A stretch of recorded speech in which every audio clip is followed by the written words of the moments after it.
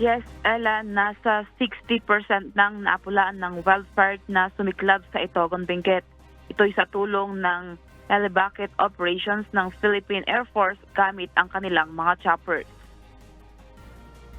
Ayon sa pamunuan ng Philippine Air Force, 50 ektarya ang sakop ng sunog na nagsimula noong January 26 kung saan apektado ang mga barangay ng Dalupirip at Tinungdan.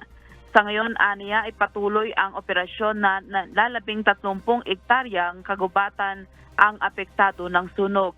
Ito'y hanggang sa maabot ang 90% containment bago ito ideklarang under control. Patuloy din ang isinasagawang investigasyon ng BFP sa posibleng sanhi ng sunog. Samantala, naitala naman sa Cordillera Administrative Region ang 20 kaso ng forest fire. 9 sa mga ito naitala sa lalawigan ng Benguet. Unang buwan pa lang ng taong 2024, umabot na sa 20 ang kaso ng forest fire sa buong Cordillera. Katunayan, hanggang ngayon, inaapula pa rin ang forest fire sa Ampukaw at Dalupirip sa Itogon, Benguet. Hindi pa rin tiyak sa ngayon ang dahilan ng sunog.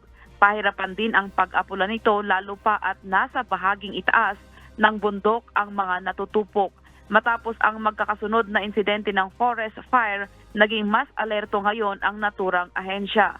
Sa ngayon, indiniklara na ng BFP Itogon na fire under control ang nangyaring sunog sa barangay Ampukaw at Dalupirip kahapon habang patuloy pa rin ang isinasagawang air suppression. Yan muna ang balita mula dito sa Baguio City. Balik sa iyo, Ella. Maraming salamat, Grace Doctolero.